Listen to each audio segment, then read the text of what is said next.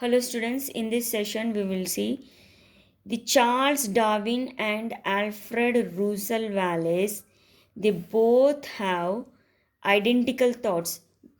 Means they both thought in the same way. See, Charles Darwin formulated the theory. See, this Charles Darwin, he received a letter with an article by this Wallace about his studies. See, this Charles Darwin received a letter from this Wallace. In received a letter which has an article also. That article was about natural selection. Darwin was surprised that whatever the theory that was proposed by this Wallace, no, that was same theory in his mind also, Darwin. So later in the same year, Charles Darwin and Alfred Wallace jointly published an article in Journal of Linnean Society about natural selection. Now, see, you know that Darwin published his famous book, The Origin of Species. Remember this. Darwin's book name is Darwin published a book, The Origin of Species. Darwin's theory name is Natural Selection. Darwin's book, Origin of Species. Remember, Darwin's book, Origin of Species. But there was a criticism that at that time, these both Darwin and Alfred Wallace did not explain how variations are inherited, means how variations are passed to the next generation. But after the discovery of mitosis and meiosis, it was understood properly. See, these variations are transmitted to the offsprings was understood properly when mitosis and meiosis was discovered. Before that, they could not explain how variations are passed to the next generation. Now here one term is given, speciation. Speciation. See, speciation means, we'll see how new species are formed. Speciation means new production of new origin of new species. Now we'll see how new species are evolved. You know that small changes, see, these small changes accumulate and give rise to large changes. See, these small changes within the species. For example, color of for example, color of beetles, green and red and green is known as microevolution. See, the red color variation is a small change, that is a microevolution, means small change, we call that as microevolution. But now we will discuss how new species are formed. See, small variations means small change is a microevolution, but new species form means new organism forming is a macroevolution. This is known as, see, speciation means new species forming. Formation of new species, we call it as speciation. This speciation is a macroevolution, means it is a large change. Now see, we have seen that red and green beetles. See children, see, you know that more green beetles have, see, you have seen more green beetles population because crow cannot notice the green beetles on the green leaves. Few red beetles are survived. See, so this red beetle and green beetle can mate. See, red beetle and green beetle can mate and produce offspring. They can produce offspring, red beetle and green beetle. There is only small little change, no, only color change. There is only little color change, but beetle organism, this will be the anatomy and all that will be the same, only color change. They can mate and produce offspring. So, can mate each other and can have offsprings. But let us imagine that red and green beetles are separated. But for some reasons, if red and green beetle are separated, imagine that crow while eating,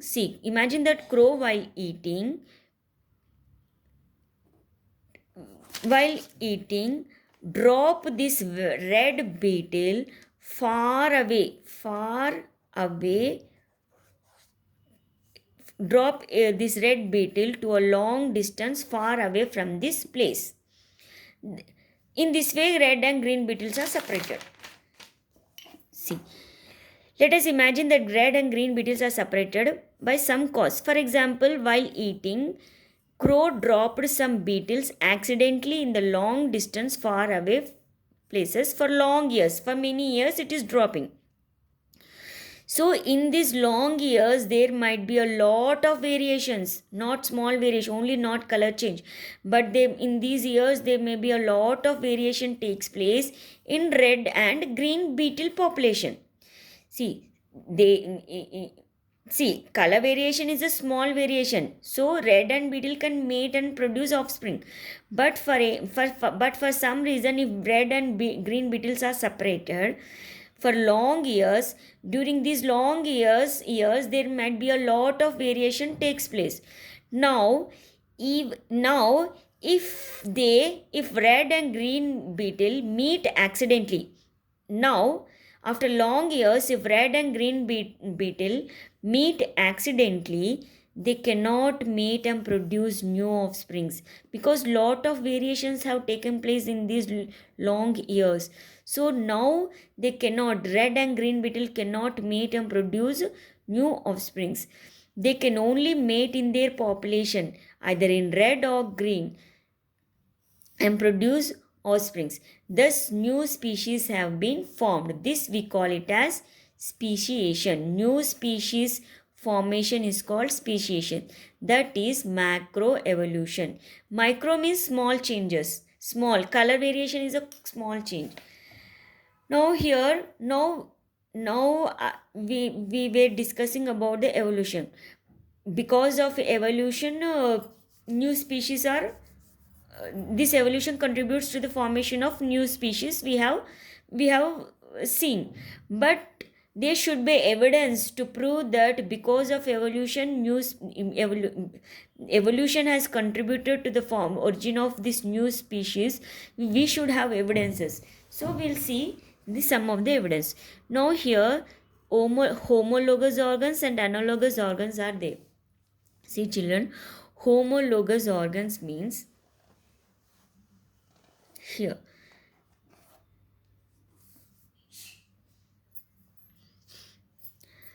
Now, see, this man, cheetah, whale, bat, they all have a common ancestors. Common ancestor means common ancestors means their forefathers. Man, cheetah, whale, bat, they have a common forefathers, common ancestors. See, you know that we identify some traits as common ancestors. See, we'll see how these traits means characters in different organisms would be similar because they are inherited from common ancestors. See, these organisms they have some similar structures which are inherited because of common ancestors. We'll see how. Now, the internal structure of forelimb of a whale. See, this is the whale, no? Forelimb of whale, wing of bat. See, wing of bat, leg of cheetah, and claw of a mole, hand of a man. See here. Bat wing structure, whale forelimb structure, cheetah leg structure, man hand structure. See, if you observe carefully, they show a common pattern. See, they show a common pattern in the arrangement of bones. See here, bat wing, this forelimb, cheetah hand, a leg, this man hand. See the arrangement of bones, they are similar in pattern. Why? Though their external forms and functions are different, though they see Their structure, the arrangement of bones or structure is similar, but the function is different. See, this man uses the hand for grasping. Cheetah uses this hand for running. This whale uses this forelimb for swimming. This bat uses its wing for flying. Structure is similar, but function is different. Such type of organ we call it as homologous. So it indicates that all these vertebrates have evolved, means they have evolved over a period of time. They have undergone changes for long years, and they have this, from this common ancestor only man has evolved, cheetah has evolved, whale has evolved, this bat has evolved, because they have the similar structure, though their function is different, but they have similar structures. Such type, that's why they have evolved from a common ancestor. These organs are called homologous organs. See children, important. What do you mean by homologous organs? Means organs are the structure of the organs are similar, but their function are different. Such type of organs are called homologous organs. This type of evolution is called divergent evolution. Divergent means here this is a common ancestor, but they are divergent. See here. Convergent means meeting at one point. Divergent means from one point to they are spreading like this. See, this we call it as convergent. And all these are meeting to one point. Divergent means from one point to different. See here, from common ancestors it has evolved. From this common ancestor it has evolved man, cheetah, whale. It's a divergent evolution. Remember this one. Remember, homologous organs means structure similar, function different.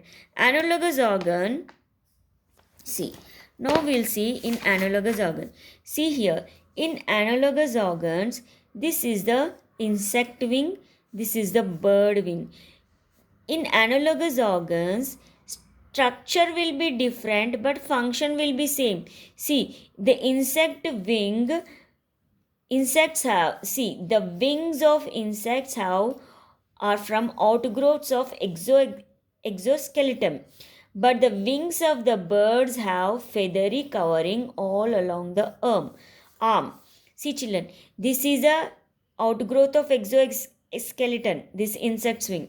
Bird's wing have a feathery covering all along the arm. The structure is different, but their function is same. Both insect uses this wing for flying, bird uses this wing for flying. See here, organs which are structurally different but functionally similar are known as analogous organs. Homologous organs what? Organs which are structurally similar but functionally different are called homologous organs. Analogous organs means organs which are structurally different but functionally similar are known as analogous organs. Here, structurally they are different. It is outgrowth of exoskeleton, it has feathers, but their function is for flying only. So this type of evolution is called convergent evolution. See, these don't have common ancestor. Remember this one. Analogous organs, their origin is not a common. These homologous organs will have a common ancestor. Their origin will be common. See, their structure are similar. Though their function is different, but their structure are similar. So they have a common ancestor. These don't have a common ancestor. Analogous organs don't have a common ancestor. Now here, now we have seen evidences. For the evidences of evolution, we have seen homologous organ and analogous organ. Now we'll see the evidences of evolution from embryology. See, embryology means the study of embryos. Embryo. When male gamete fuses with the female gamete, single cell then a zygote is formed, that is called fertilization.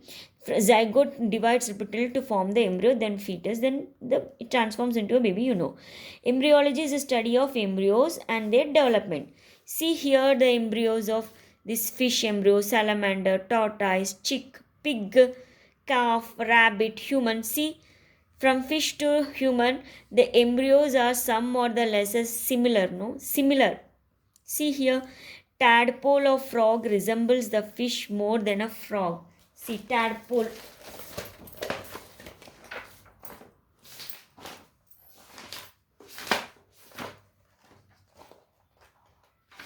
See here, tadpole of a frog.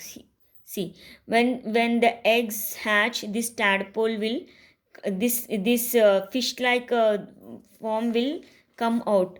This is a young one of frog, but how it is looking like, it is not looking like an adult frog.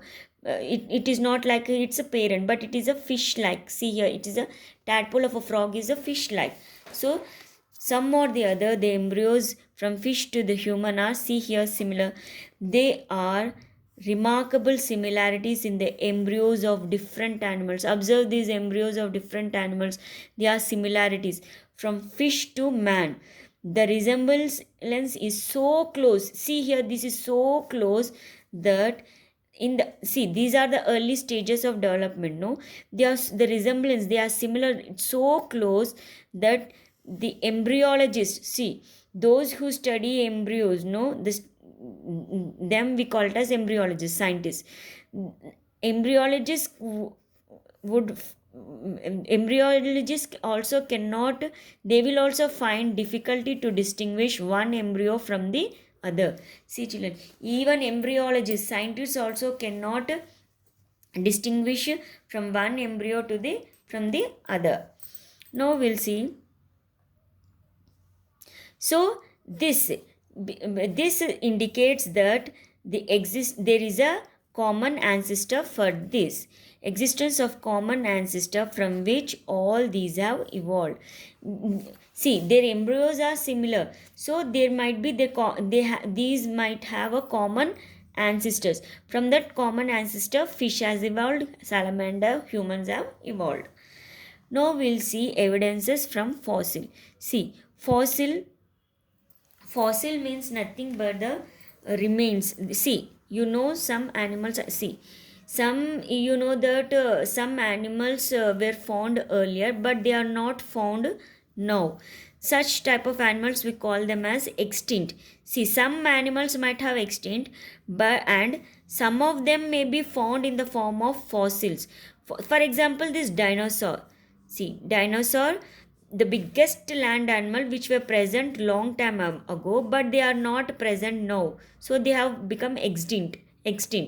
So see, fossil means, see, some scientists got evidences of presence of dinosaur. See how we know that dinosaurs were used to live earlier, they were found earlier. How? Because of the fossil, we are able to, scientists are able to say they got evidence that dinosaur were used to be found earlier. They were the presence of dinosaur. How? See, fossil means, what are fossils? Fossils means nothing but, see, usually when organisms die, whether it is plants or animals, their bodies will decompose and lost. But sometimes what happens, the body or some parts of the body do not decompose completely. For example, we take this. For example, if a dead insect, if a dead insect should decompose and lost, but if a dead insect, if it get caught in the mud, it will not decompose. If it get caught in the mud, this dead insect, it will not decompose quickly. And mud will, what the mud will do, it will eventually harden and retain the impression of the body parts of the insects. Suppose this dead insects, if it caught in the mud, this mud will harden and retain the impression. See the impression of this snake, of the insects. All such preserved traces of extinct organisms are called fossils. See, preserved traces of extinct. They are preserved traces of extinct organisms are called fossils. Because of these fossils, we can say that these organisms were used to be present earlier. For example, this dinosaur. See, this magnificent fossil of dinosaur and chaetosaur belonging to Jurassic Age. This dinosaur and chaetosaur they belong to the lower Jurassic age. That means 160 million years ago. But this fossil was collected from Yamanapalli in Adilabad district of Telangana. See, geologists they got this fossil of dinosaur from Adilabad district. This fossil has 40 meters length and 40 meters length and 5 meters height.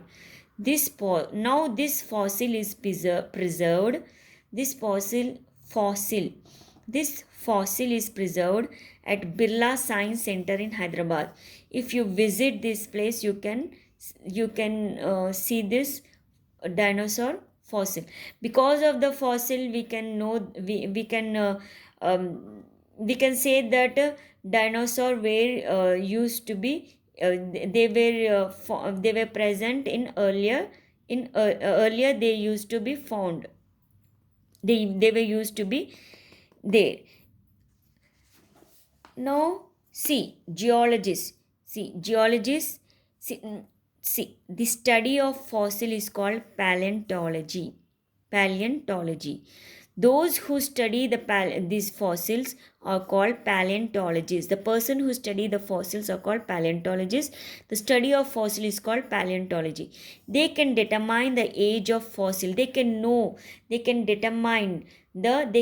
find out the age of this fossil, how many years back this fossil, by using what method? Carbon dating method. Remember children, scientists can find the age of this fossil, how many years ago this fossil is, by a carbon dating method. How? The age of rocks, or minerals containing, I told you that these bodies, they will caught in the rock or minerals. And so the breakdown of radioactive isotopes of certain materials elements such as carbon, uranium, potassium takes place at a known rate. See, these radioactive isotopes are they know the carbon, uranium, potassium, they are present in these rocks and minerals. So by knowing because of these radioactive isotopes, we can know the age of rock or mineral, because this rock and minerals contains isotopes. By knowing the age of rock and minerals, we can know the age of these fossils, because these fossils are caught or trapped in these rocks and mud means minerals. See here, this Archaeopteryx. See here, the Archaeopteryx have a resemblance. It is similar like a bird. See, it is similar like a bird and reptile. Reptiles means the animals which crawl. They have small limbs and they will crawl like snake, crocodile.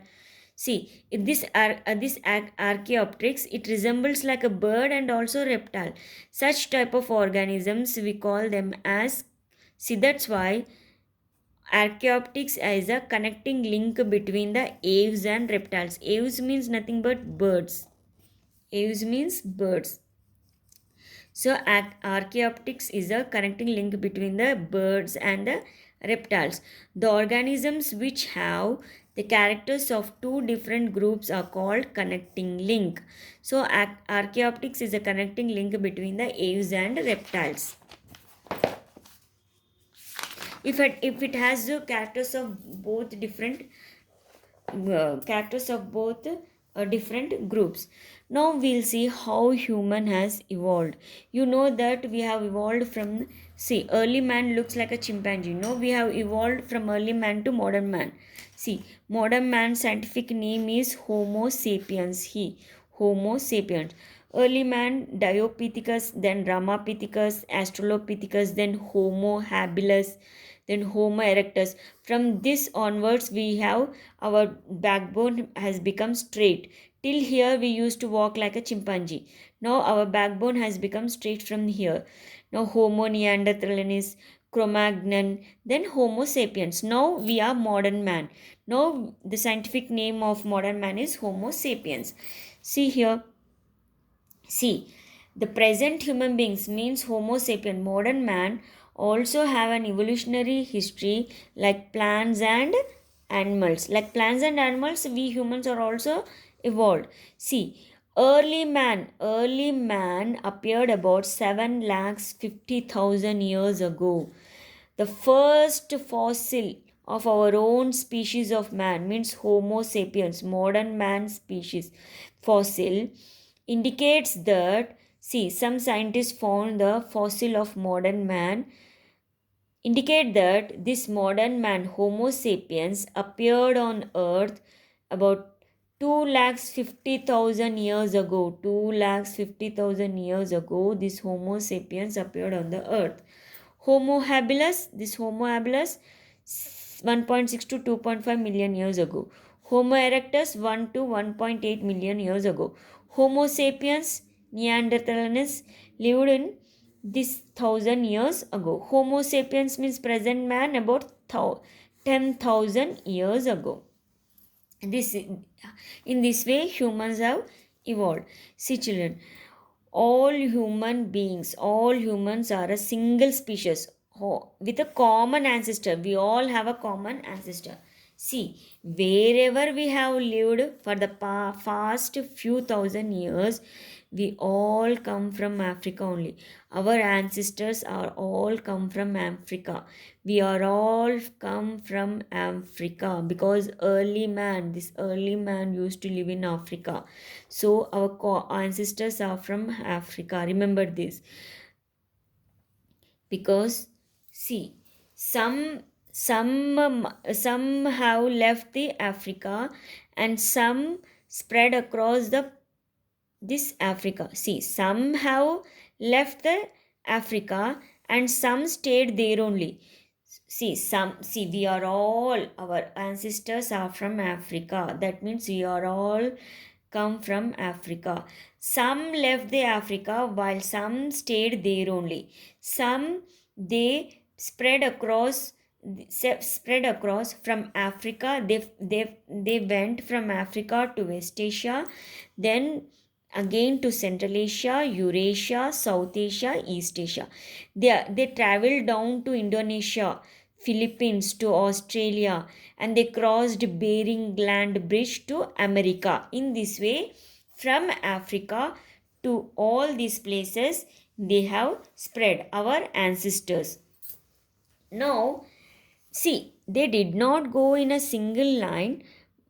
They went forwards, backwards, and also in groups. They did not go in a single line. They went forward, backward with groups, sometimes separated from each other, even moving in and out of Africa. So in this way, our ancestors are from Africa. So we all come from Africa. Some stayed and some left. In this way, we all spread from Africa to different countries.